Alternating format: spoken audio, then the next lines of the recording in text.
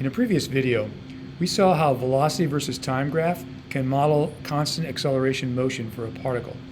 It would be good to have some additional tools to help us represent this kind of motion. And in this video, we'll learn a simple test that will allow us to translate from position versus time graph to velocity versus time graph for objects that are undergoing constant acceleration. One thing we know about a position versus time graph is that the slope of position versus time is the velocity. When the position versus time graph showed up as a straight line, it was easy to translate to the velocity versus time graph because that graph was always a horizontal line just placed at the position equal to the slope of the position versus time graph. Now that we've seen that motion can possibly change velocities, how can we predict the shape of the velocity versus time graph? The answer is something that we call the pencil test. Here's how the pencil test works. First, hold a pencil on the graph of position versus time, tangent to the curve at some starting point for some time interval. At first, you can literally do this by literally holding your pencil on a graph of the piece of paper. Over time, you'll begin to do this in your imagination, which will work just as effectively and allow you to expand your skills.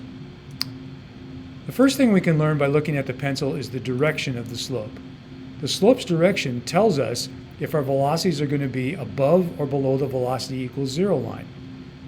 In this case, the tip of the pencil is pointing upwards, which means we have a positive slope, which means a positive velocity, and that means that our velocities are going to be above the velocity equals zero line in the area that's shaded in pink right now. In this case, the tip of the pencil is pointing downward, which means the slope is negative, which means the velocity is negative. This means that the velocities will be below the velocity equals zero line in the area that's shaded pink now. The second piece of information we can gather by looking at our pencil is the steepness. The steepness of the slope on a position versus time graph represents the speed. The steeper that line, the faster the object is moving. If an object isn't moving very fast, its velocity is close to zero. If an object is moving faster, that means its velocity graph will be farther from the velocity equals zero line than that for an object that's moving slower. By moving our pencil along the curve in the direction of increasing time, but keeping that pencil tangent to the curve on the position versus time graph, we can get a feel for how the velocity will be changing.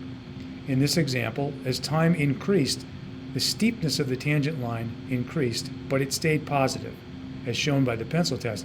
So the velocity graph had to be getting farther away from the zero line as time went on. Here's an example. We can see at the beginning of this time interval that the steepness of the pencil is zero because the pencil makes a horizontal line when it's held tangent to the curve.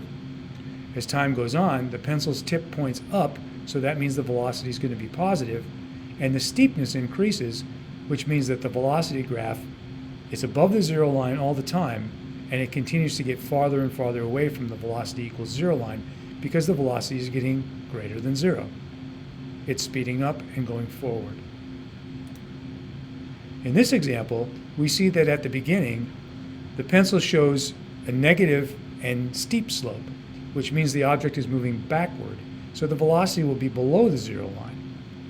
At first, it's steep, so it will be far from the zero. As time goes on, the steepness of the pencil becomes less and less until, at the end, its steepness is zero, which means that its speed has reached zero as well. So on the velocity versus time graph, we have high and negative velocity, which reduces to zero velocity by the end of the motion.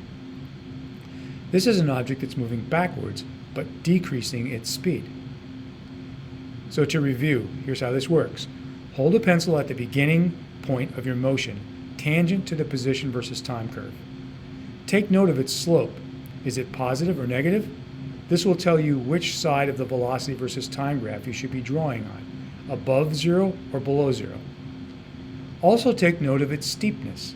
The steeper it is, the farther you should start from the velocity equals zero line. Now move the pencil in the direction of increasing time, keeping it tangent to the position versus time graph.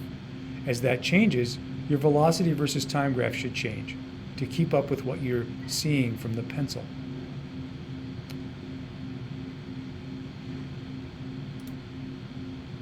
What you've just done in this pencil test is a crude example of calculus. Calculus is a scary word, but don't let it scare you. It's a complicated subject when it's studied in detail, but we've just done the basics of one important kind of calculus called differential calculus.